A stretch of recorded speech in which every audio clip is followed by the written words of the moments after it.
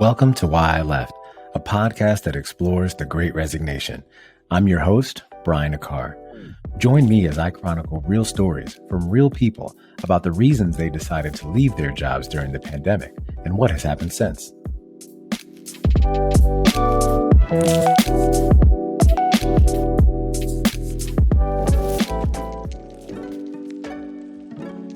Hello, and thanks for tuning in to this episode of Why I Left.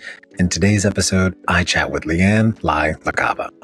Le-an is the co-founder of 2XU, an outsourcing company that specializes in hiring, managing, and growing executive assistants for solopreneurs and small business owners. Now, she's worked from home since she was 15, published a book at 18, became a CEO at 20, and co-founded 2XU at 23.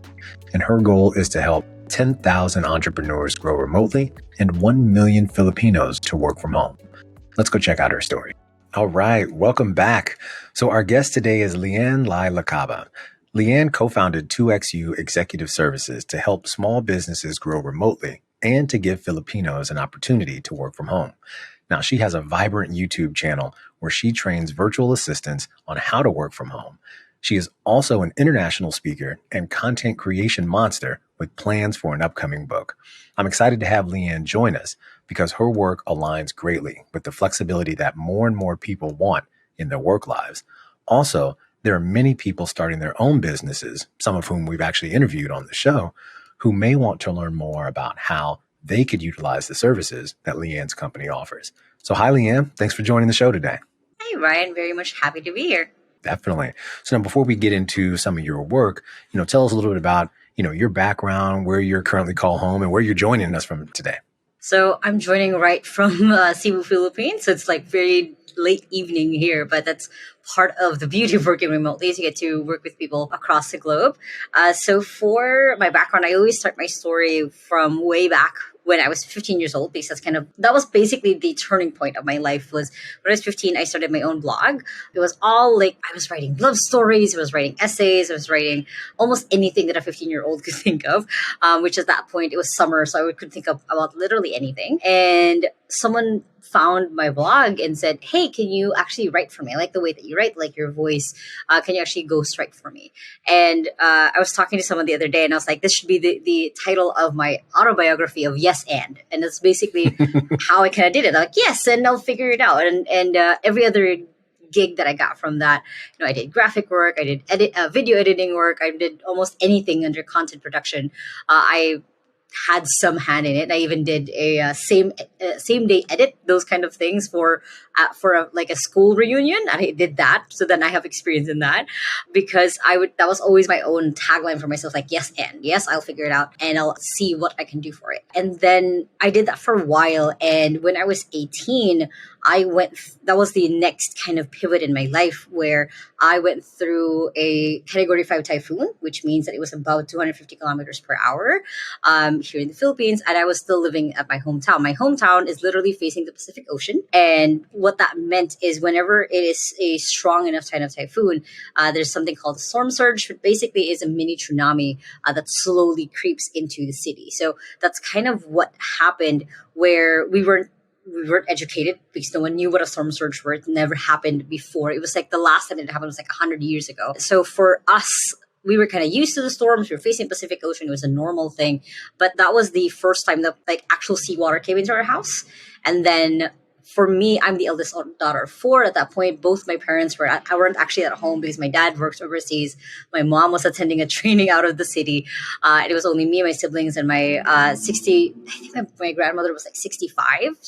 She's shorter than me. She was 4'10", 4'9". So it was the point where the water started rising, coming in, and I went back to get groceries from the first floor because I was trying to make sure that we had food. I didn't know how long this water would stay up. I thought we were going to be gone forever. And as I went back and was trying to get back to the flight of stairs, the water started rushing up to my neck, and I thought I had the moment where your life flashes before your eyes, but then it flashed forward. And at that point in my life, I was in college.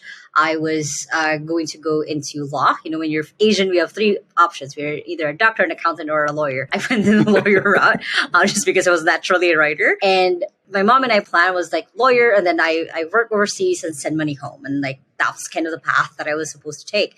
And I remember feeling the visceral hate. I don't want that life. That's not the life that I want. And I made a vow to myself.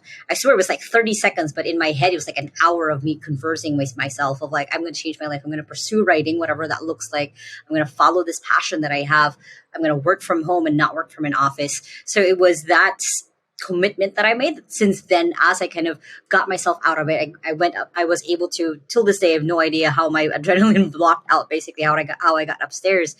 I kind of then did do that. I found a way to publish my own book at 18 years old. I self-published on Kindle, which was way before anyone self-published anything.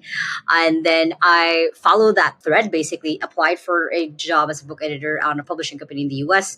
They were a startup company. I rose up really fast just because like it wasn't really that big of a team. And then at the point where they were going to start a new business, they were looking for a new CEO. I raised my hand and said, yes, and. So then that's how I got trained up to have a remote company, how to remote business. I then, when I was 20, I started traveling. I started having the quote unquote digital nomad lifestyle. Just because as long as I have internet, I can work. I can do this life.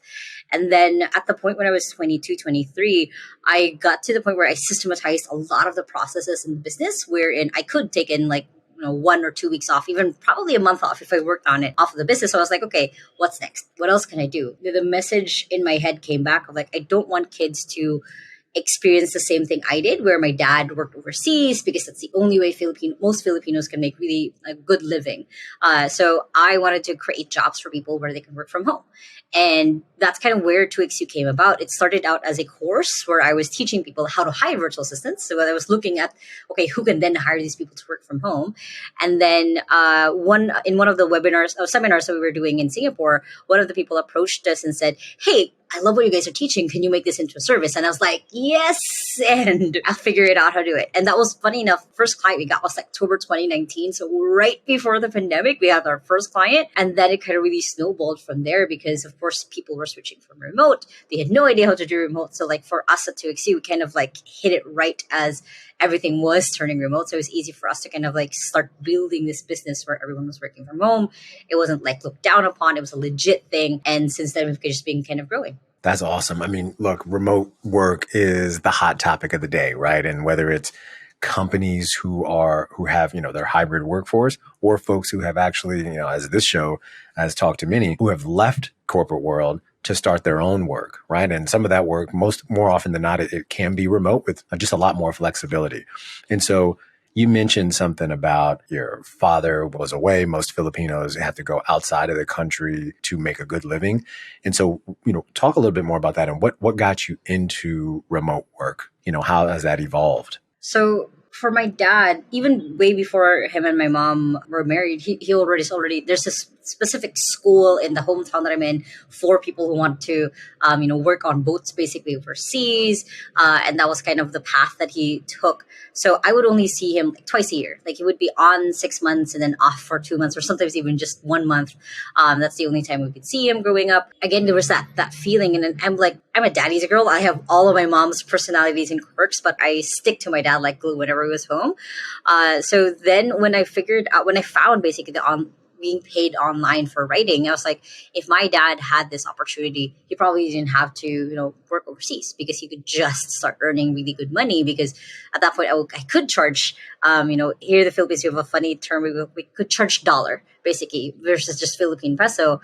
Then I was able to, buy books for myself, buy good gifts for birthdays and things like that for my family. And I saw it as like, okay, this is a pathway that a lot of people could take. A lot of people thought it was a scam or crazy at that point, at 2011, 2012. My mom told me to stay away from it, but it was something that as I kind of kept experimenting, like, okay, this is real. This is something that can be done. When I got the job, running the publishing company all online, I didn't have to see, we've met none of the authors. I've met most of the editors were from the same city I was. So sometimes we would have meetups. But some of them I've never met in person. And that kind of made it more and more of a reality of like, this is something that I can keep doing. So I was doing the remote work before anything else, just because it was the path that was kind of presented to me right off the bat, even before I was in legal age. Oh, that makes sense. And now, so look, a part of this show, we talk about, really the origins really came because of COVID, right? The great resignation and all those things happened. And so it wouldn't be a show where I didn't kind of ask you a little bit about how COVID impacted you. So as you mentioned, you're in the Philippines, you're there obviously during this time. And so what was it like when COVID happened and really how did it affect you? So not a lot of people know or realize this, but the Philippines had one of the longest lockdowns. We had a lockdown all the way to a year and a half through, I think we still had lockdowns for like June 2021, if I remember right. So what that experience was like was, one, we didn't really have to switch anything from quote unquote office because we didn't really have an office. Everyone kind of worked from home. At that point, I basically have been living with my startup team basically for the last 5 years at that point. So we were kind of really comfortable. We knew where things were. It was the hardest part. The part where we kind of panicked a lot was just the groceries. So like when they were announcing, okay, March 8th or March 10th, like in 2 days, we're going to do this big lockdown. We were one of the first people to go into the supermarket. We got everything that we needed to get started. It really lasted like 3-4 months, which was really good because, of course, we didn't know until when it was all good. And business-wise, it was then shifting a lot of our narrative of like, hey, you're not just hiring a virtual assistant. We're going to teach you how to run a remote business. So then we were helping our clients figure out like, okay, this is how your marketing dashboard can look like and your assistant can take care of it. This is then how you turn your business into something that's 24 hours because while you sleep, your assistant's working on your business. So we changed a lot of the narrative and the way that we were talking about 2XU and how it was one of the things that as more and more clients came in, they're like, oh yeah, I have like 2 other friends who need this because they just had to close their so-and-so office and now they're looking for an assistant to help them out because their assistant is now out of a job. So it was very much a right place, right time kind of business. And then locally for us, then it was a lot of people got laid off. A lot of really talented people got laid off from their jobs. So then it was so amazing to find a lot of really good people who were talented, who were really smart as one of our first assistants. Just because, again, just by timing of life, we were able to get like really good, I would say top picks of the right people right off the bat, starting out 2XU in the best way. So it was our first year. When we hit our first year anniversary, we didn't even do anything special because we were like, okay, we can't really go out. By the second and third year, we were doing volunteer work, doing things. But I remember that first year, like, oh, it's been a year since we got like our first invoice paid. What did we do? Like, oh, yeah, happy anniversary to 2XU. So it was kind of that feeling in that mode. But I still always made it a point of like making our assistants feel taken care of. We would send them care packages. When one of them was sick, we had like this little packet that we would be sending them. So we kind of made do just because we kind of were lucky enough to already have a remote setup and then kind of teaching everyone else how to do it. Yeah, I mean, talk about right place, right time, right? You start this thing right around 2019 and then boom, the world just kind of shuts down, right? And so what were, in those early days and as it, progressed through lockdowns, what were some of the changes or trends you started to notice in the needs of your clients? So the biggest one was tools. Like they couldn't imagine how it was that they could work all on the cloud. They couldn't imagine how they could share passwords or how they could share credit card information to their assistants. So it was us kind of, again, grabbing all of the things that we've learned running the publishing company remotely of like, oh, wait, this is how we gave it. You can ask your bank for a special card that you can give to your assistant. There's tools like OnePass or Bitwarden that you can use to share passwords. So that was the biggest one was aside from figuring out what the assistant can do, it was creating the systems for the tool. So then it's easy for them to work with their assistant to have that back and forth. So beyond just, okay, now I can have my system do these 10 things.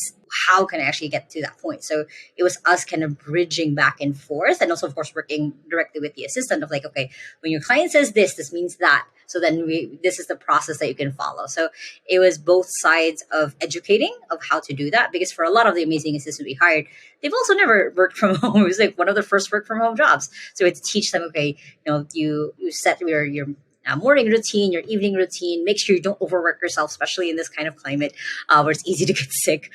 So we kind of had those guidelines for both sides of making sure that it did work smoothly, especially in that first year. Perfect. And so when you taking a step back, what was one of your biggest learnings during that period, during COVID?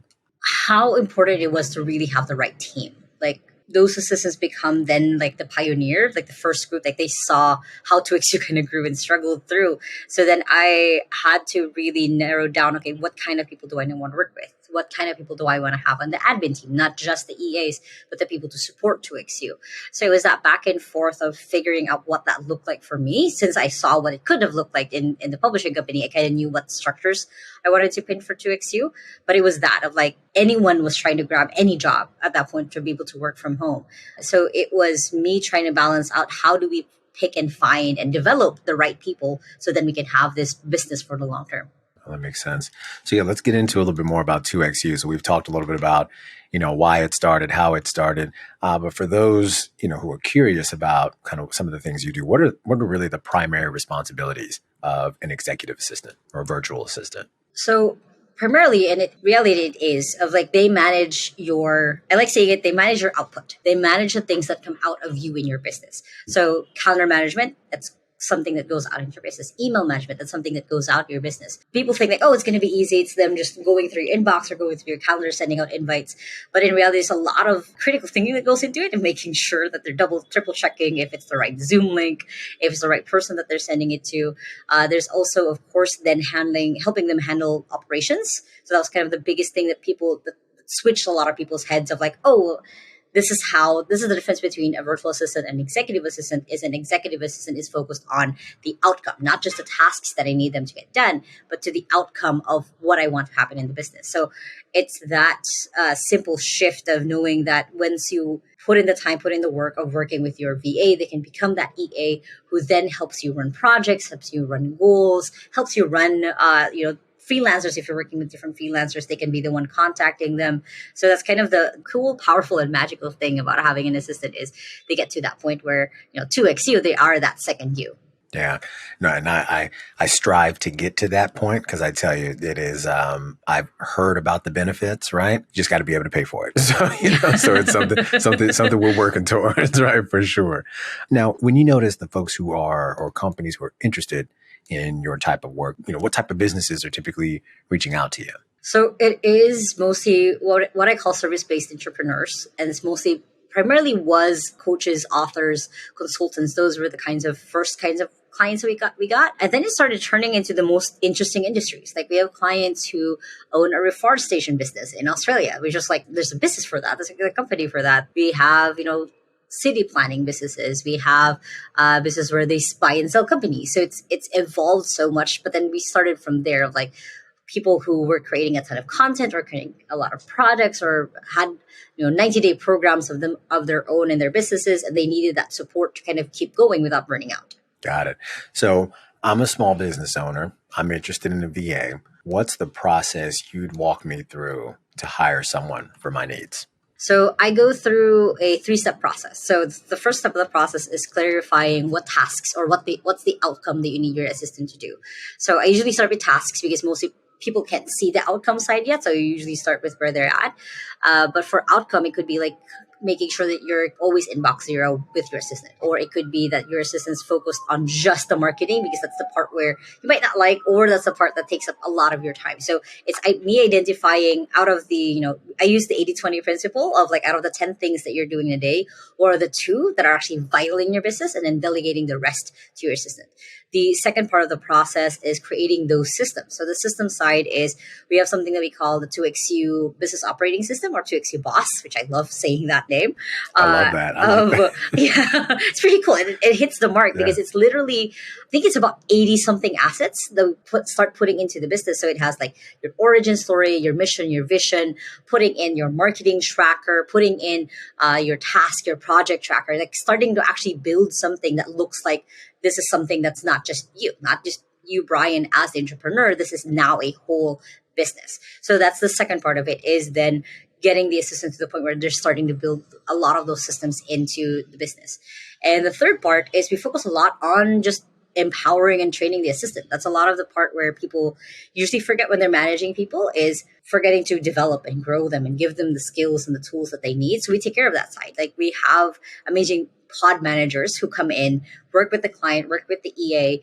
They handle like, okay, you need actually, you need copywriting training, you need identifying, you need sales training, even just the base. You're not doing the sales, but you need to understand this. So it's being able to spot and see what are the missing pieces, and then again empowering the EA to know that no, you can do this. You've done this before. This is the kind of the successes we have a tracker for all of their wins basically, so they can go back and see that, and we build them up to the point where they can successfully help run their client's business. No, that's great.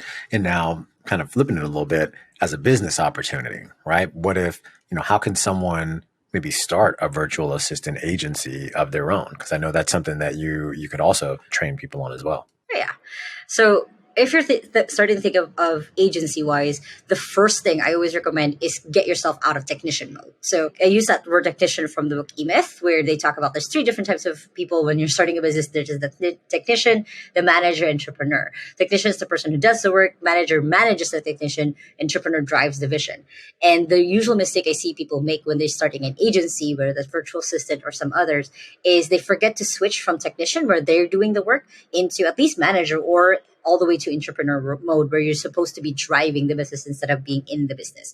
So that's the first part, is then you start, okay, do you want to start hiring one person and then look for the client, or do you want to wait for a client and then you hire for the person? For Tuxedo, for example, I waited for the client to come in before I hired an assistant. Then it's figuring out, okay, what are your marketing systems? What are the, who is the target market for you? So for Tuxedo, it naturally came in that it was going to be authors and coaches and consultants. So then for you and your background, what that makes sense. So for example, if you wanted Brian to start a virtual assistant company, podcasters are probably your best bet, just because it's a world that you've been in. You know what they need, you know what the pain points are. So that's usually where I recommend people to start with. If you're a gamer, target gamers, because you know what the pain points are, what are the things that frustrate them. So then you can backtrack and start solving those for them. And then eventually you get to the point where you are building a brand, you're building a marketing, then you start positioning yourself and strategizing yourself of like, I'm the expert in this industry with this. And then it's going back to that, growing the right team, having the right support behind you, because entrepreneurship is lonely in itself already. And if you don't have the right team, it can even be lonelier. So having that point where you have the right people with you, they don't have to be friends, they can be friendly, but they know what they're supposed to be doing. They know the vision where you're going. And that usually just propels you off to the next level. No, definitely. What's been like some of your most rewarding experience in this work? It's definitely when an EA comes to me or one of our managers and says, like, I remember when I was hired and I knew nothing about this, and now I'm the expert for this. Like I think it was just today or yesterday, one of the assistants that we had, she now works with a different client. I just saw that she became a marketing consultant with another company. And for me, like, even though she's not working with 2XU anymore, I remember when I hired her, she had some experience in marketing, but we like supercharged a lot of it. And her client was an amazing mentor to her as well. But it's those turnaround moments that I see a lot of their growth. And when they start believing in themselves, that may like, okay, it's worth it. What we're doing is worth it. Especially when they start saying like, oh yeah, I have this friend that I would love to recommend it to XU, because it starts that chatter of like, oh yeah, we can work from home. This is now an opportunity to work from home. So that those kind of turnarounds are the best for me. That's awesome. That's one thing I didn't think about, right? Because some folks may stay in the EA space for a long period of time, but others may use this as a springboard, right? Mm-hmm. And so to see that movement from 2XU to then other places, potentially even with some of the clients that they may have worked with, that's really awesome. So kudos to you and the company for that. One of the things I noticed too is you offer a course. It's called Work From Home 101, right? And so for those listeners who may be interested, tell us what they could expect from this course. And I'll make sure I link to that in our notes. So that was a course that I developed over a couple of months. So during the pandemic, that was one of the things I also focused on, is aside from 2XU, was there was a big spike in, of course, people who wanted to become a virtual assistant or learn how to work from home. So for about a good year, for every quarter, I did a run of like Work Anywhere Challenge. And that kind of is the bones of the Work From Home 101. So it is going through, what skills can you offer? If you have no experience at all, how to develop those skills. What are the things that you need to know, how to set up different tools, how to show up, how to set up your resume, your application letter, your portfolio, basically your profile as well. So it's a very much a step-by-step process to get you to a better position than most people. I also go through like most dozen don'ts, which is like the biggest don't is don't mass apply. Read through the job description before hitting that apply button. I've so many times where people would not even be CC me, would CC me where I would see every single other company that they're trying to apply for. I'm like, definitely don't do that. So I go through like from the hiring perspective, like what I expect from applicants and also what they can do about it. So I go back and forth between that expertise to make sure that, again, that you're set up better for the next step. Very nice. Now part of our show, one of my favorite parts, and I think some of the listeners' favorite parts too, is we always get some advice from our guests for those who are listening. And so when we think about and some of the things that you're doing, what are, let's say, the top 5 mistakes that people make when hiring a VA? Ooh, I love this. So the first one is thinking that they're a unicorn. So what I mean by they think they're a unicorn is, oh, I'll have my assistant take care of sales, marketing, bookkeeping, also taking care of me and then doing the admin work, the operations work in the business. That's the fastest way that you can burn someone out. Not just you, because not just the EA, it also burns you out because you think like, oh, I'll never hire someone again because they couldn't do it. I should just do this myself. So that's usually what happens when you think that your assistant is a unicorn. So I always advise that, focus on 3 things that you need someone to do, and just those 3 things, because eventually they will start taking over like the other parts in your business, the parts that they like, and not pushing them into the things that they probably won't enjoy. So that's the first one is thinking that they're a unicorn. Second is not filtering enough. So I always tell them put in Easter eggs in your job ad, in your test. So an Easter egg could be, as you write your job description, make sure that in the subject line you have this silly word. So it could be, amazing, hiring for an amazing virtual assistant. Make sure that in your subject line, you put the word amazing in it. For us, on our end, whenever we don't see the word amazing, that's auto delete. That's auto like someone, or we send them, of course, the rejection email, because then that's someone who didn't follow instructions. Or it could be in the skills test, like, hey, make sure that you create yourself an introduction video so where you can see your face, use this script. So it's seeing how well someone can, even at that just reading point, understand instructions is something that's going to save you a lot of money and headache later on. The third one is not putting in the time and effort, like I said earlier, to training, giving the resources, because as much as someone can be really resourceful, there's still preference that only you can take. So whenever someone says like, oh, you can take any copywriting course, but in reality, you have your preferred way of seeing how you want your posts to show up, how you want the captions to be written. So giving them that resources, like this is what I want, giving that clarity is going to be so important. And again, we'll pay back tenfold later on,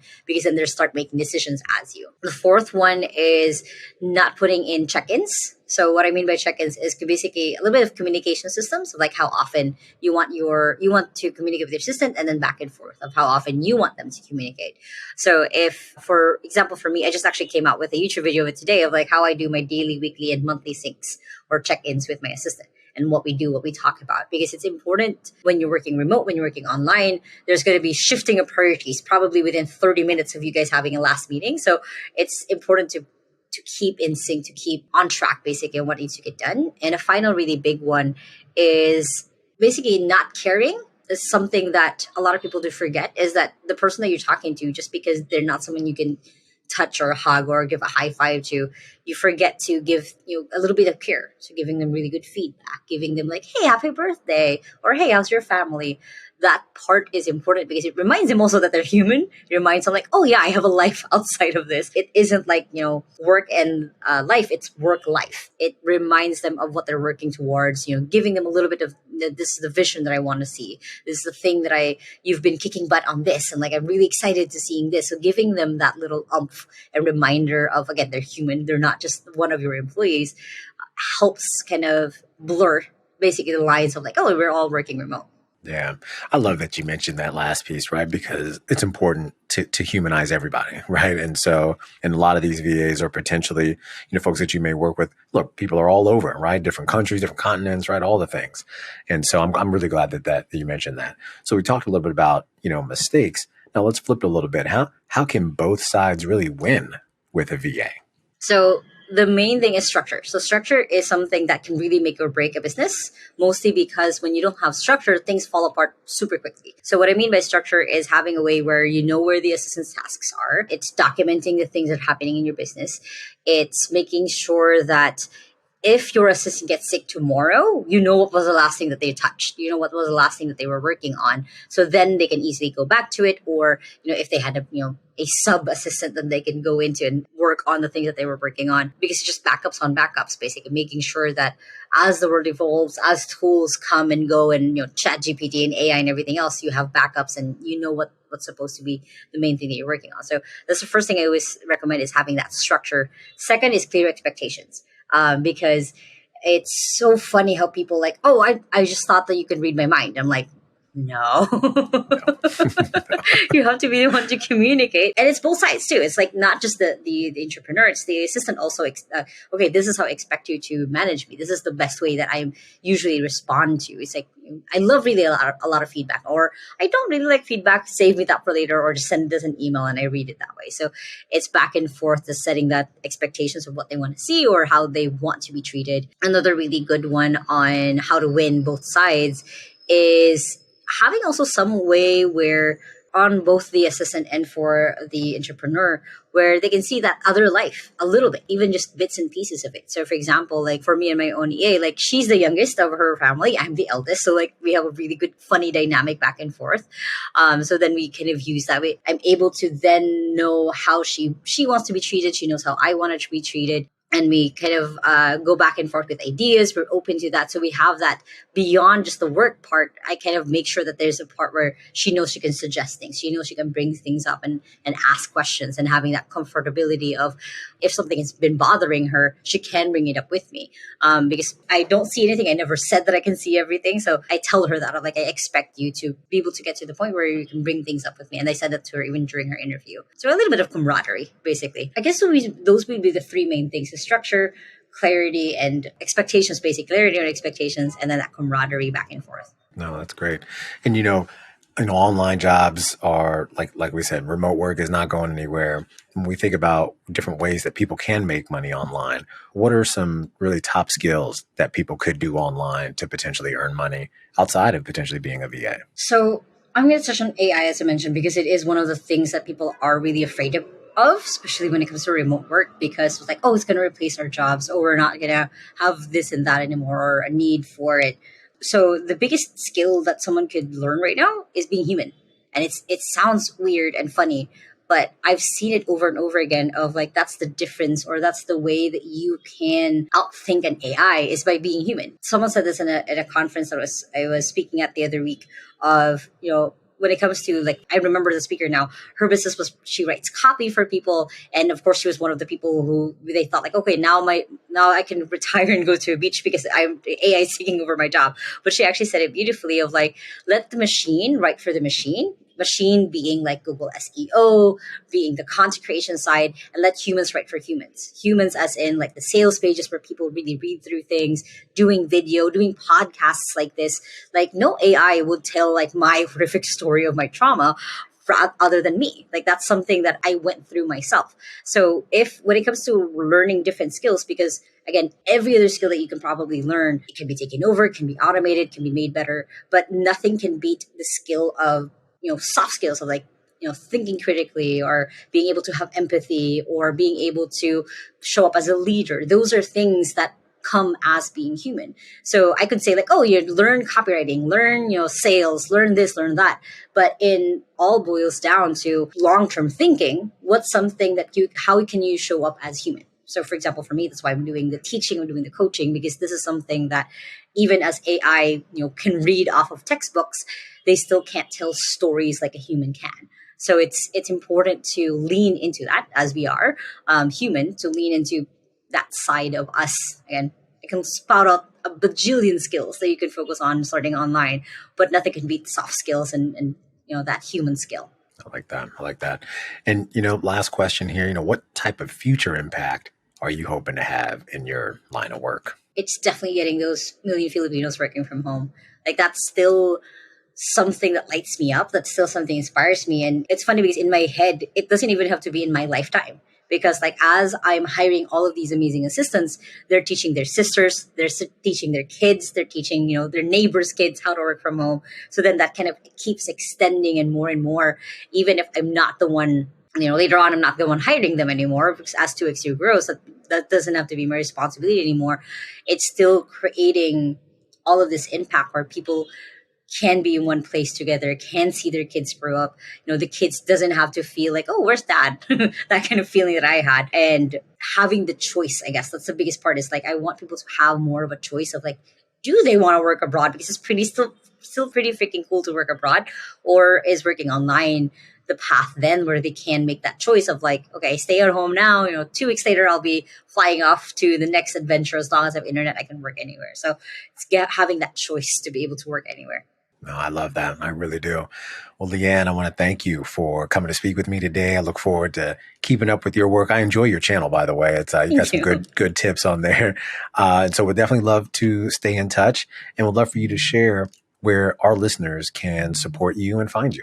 So I'm practically everywhere. So I'm on Facebook, Instagram, TikTok, YouTube, Twitter, you name it, and probably have a profile on there somewhere. So the best place is on my LinkedIn, because that's where either my assistant sends me like, hey, this person messaged you, or I do like posting there a lot. So that's probably the best place.